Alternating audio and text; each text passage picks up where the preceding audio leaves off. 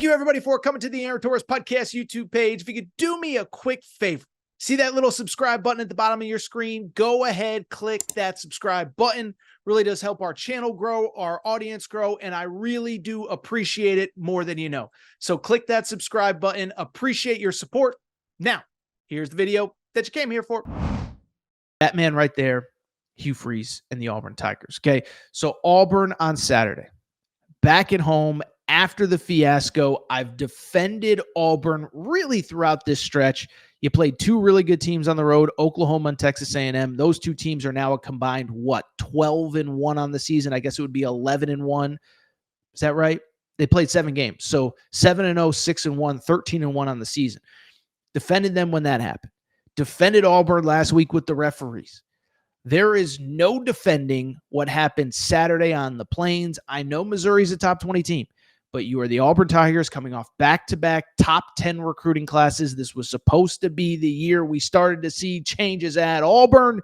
Instead, final score 23-17 in double overtime.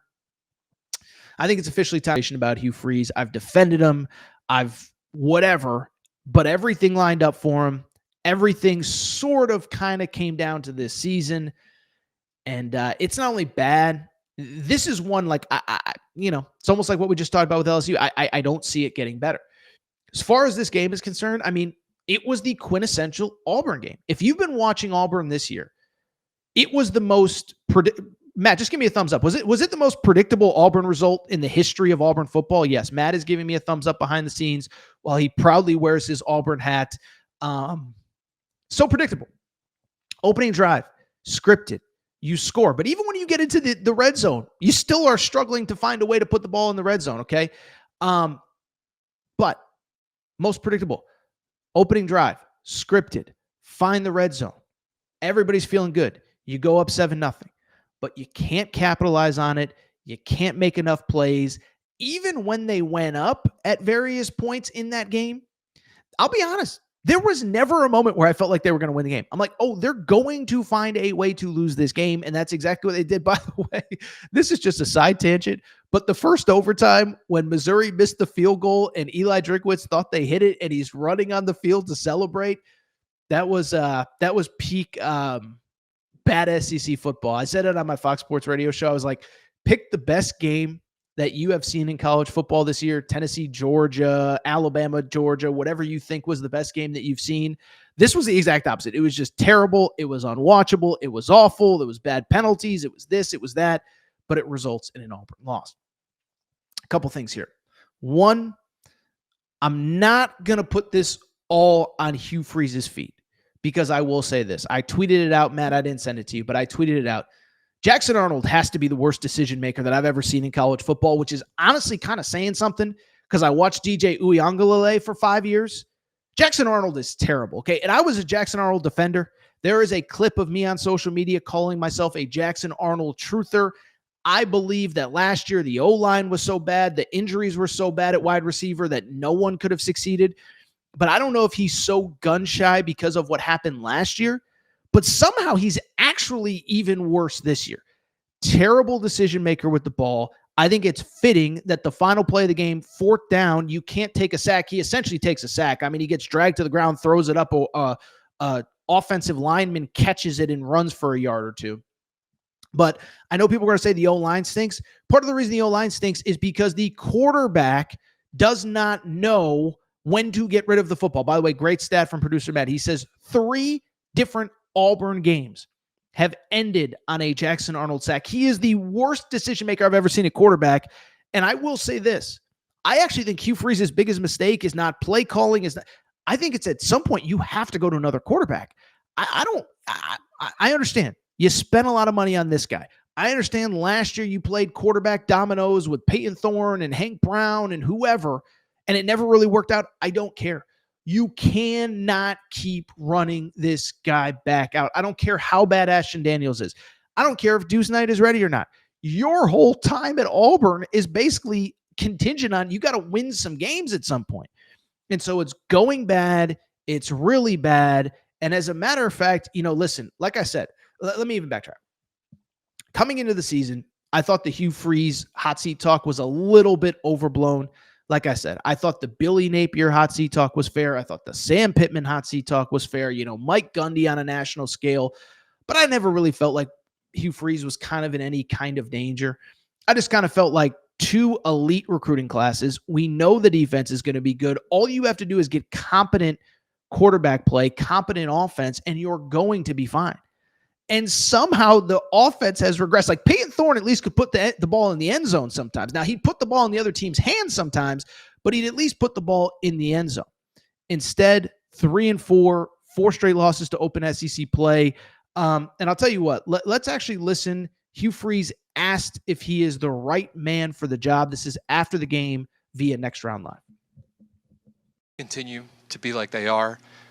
For fans, alumni, people of this program that care about this program, what would be your message to them that you and your staff are the right people to continue to lead this program? Yeah, that's, listen, we all know what we signed up for, and I certainly know that we fit what Auburn is all about. But Auburn is also about winning football. And, we're going to come to work Monday and get our kids ready to play Arkansas. And these kids are playing their guts out. And I know that we've changed the talent level here. But at the end of the day, at some point, you have to win football games. And, I don't make those decisions, those calls. I just know that God's called me here to lead these young men through a very challenging and difficult time. And I'm not enjoying it a whole lot of that part of it. But yet, man, when you're called to have backbone and to stand and walk through and do a job that you've been asked to do, you're going to do it faithfully and do it really well, or as well as you can until that time does not exist. And I know we're close, and I know we'll get it over the hump. And I certainly, no one hurts for these incredible fans more than me and our staff. And so we're close, but I know that people are tired of hearing that because I'm tired of saying it and I'm tired of feeling it.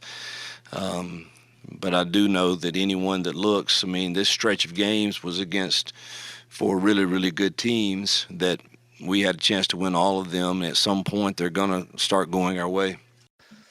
Well, Hugh Freeze is right. This stretch was against 4 really good teams. The issue is at some point you got to win some of them. I always reference the John Calipari quote. He was asked why, one time why he didn't let guys take more 3-pointers. He's like, listen, you don't have to make all of them. You just can't miss all of them. He's like, I got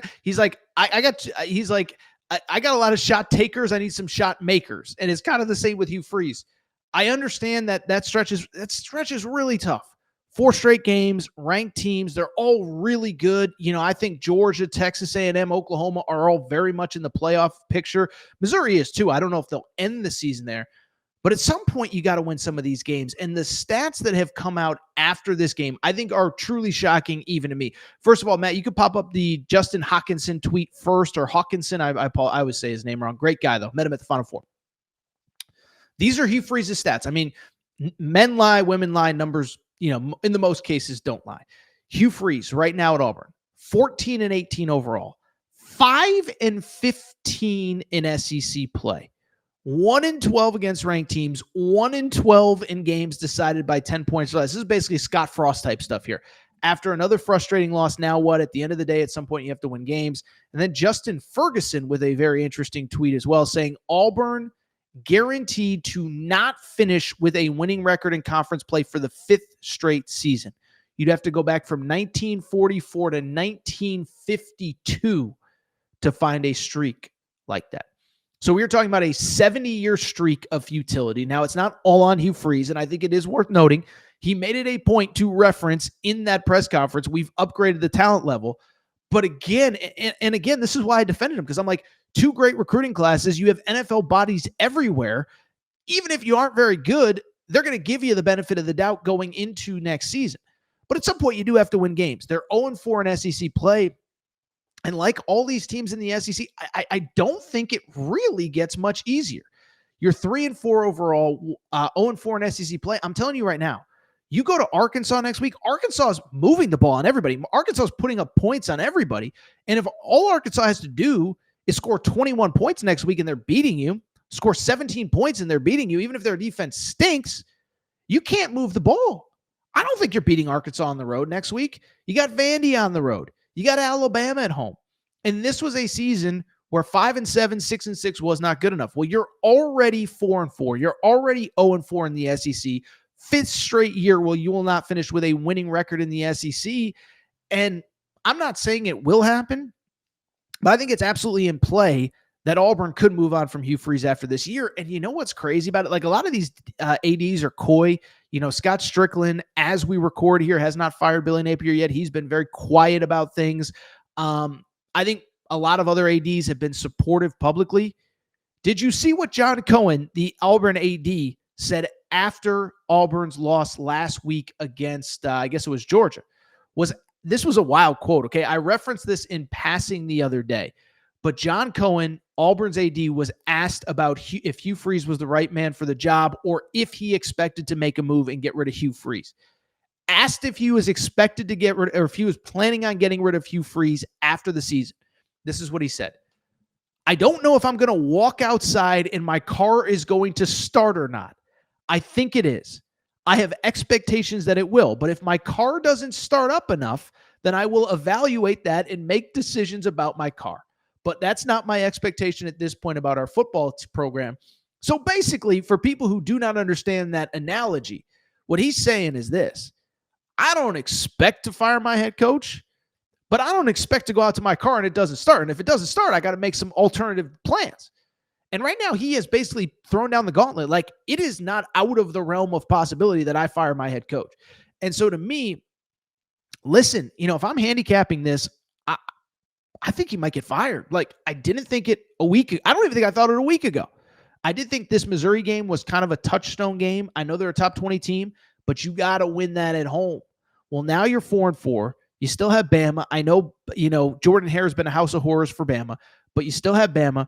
You're going to Vandy. You ain't beating Vandy the way Vandy's playing. And I'm telling you, I don't think you're beating Arkansas the way that Arkansas is playing.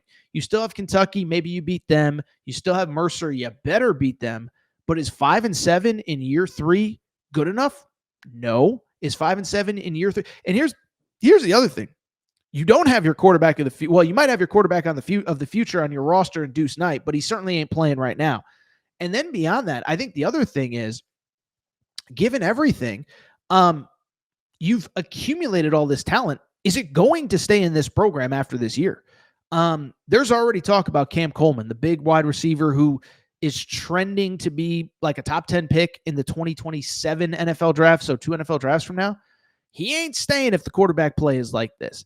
Some of those defensive guys, obviously you're going to lose Keldrick Falk after this season, but are those defensive guys going to stay? Amaris Williams, who made a filthy play on Saturday, is he going to stay? Jared Smith. I mean, there's just DeMarcus Riddick. There's so much talent on this roster. But as Hugh Freeze said it himself, at some point, the roster, the wins have to speak for themselves. It's really bad at Auburn. This was one. I know I've said it 2 or 3 times, so I'll stop saying it. I didn't think this was in the cards. I really didn't. I also didn't think Auburn was going to start 0-4 in SEC play. Now I think it's very much in play. And I'll say this. I don't know if we have any Arkansas fans hanging out in the chat today. I think Arkansas is beating them on Saturday. I really do. I really think Arkansas is beating them on Saturday. Matt, before we switch gears to Ole Miss, let's get to Don's comment on the defense, because I think this is a great comment. And when we clip this off, Matt, you can include this in the clip as well. Don brings up a great point. Auburn is wasting probably the best defense in the SEC. If they fire Freeze and win 3 or 4 games with Durkin, he could get the job full-time. It's funny. I'll tell you this. During the day on Saturday, I got a call from somebody who I think was trying to pitch me on a candidate for the Auburn job. Not John Summerall, by the way, who should be the lead candidate, but somebody was like, you know who'd be a good candidate? This guy. And I'm like, no, he wouldn't be. I'll tell you after the show, Matt, you'll get a kick out of it. But I said to him, if anything, I think they move off Freeze and try to give DJ Durkin the head coaching job for a couple games here. And I think that's the other interesting thing too. I referenced the fact of you risk losing players to the portal. if you're DJ Durkin, are you coming back to this situation in 2026? Like, let's just say John Cohen today comes out and says, we're not firing our coach. He's going to be with us in 2026. Everybody buckle up. You think DJ Durkin's coming back? You think DJ Durkin's going to come back to deal with this? I don't care how much you pay me. I'm going somewhere else. Somebody's going to need a defensive coordinator after this year that's pretty good. Maybe the new Penn State coach. Maybe the new, Florida hires Lane Kiffin. Lane Kiffin and DJ Durkin have worked together before. So this is an important point. They're wasting the best defense. That defense is so good, man. And by the way, part of it does speak to how well Hugh Freeze is recruited. Like all of those guys, none of the marquee players essentially were in the program when he got there. And you watch the Auburn games, and every single guy is a guy that I remember talking about when he committed. Kyan Lee, I remember he flipped the year that Hugh Freeze got the job, and it was a big flip. I think it was from Ohio State. Jared Smith last year, number one player in the state of Alabama. Cam Coleman flipped from Texas A&M. These were incredible recruiting wins in the moment. By the way, Demarcus Riddick flipped from Georgia and Alabama. He was committed to Georgia and Alabama at one point. So these were great recruiting wins, but at some point it has to translate to the field. And Don says it well. They're wasting the best defense in the SEC. It is absolutely unbelievable.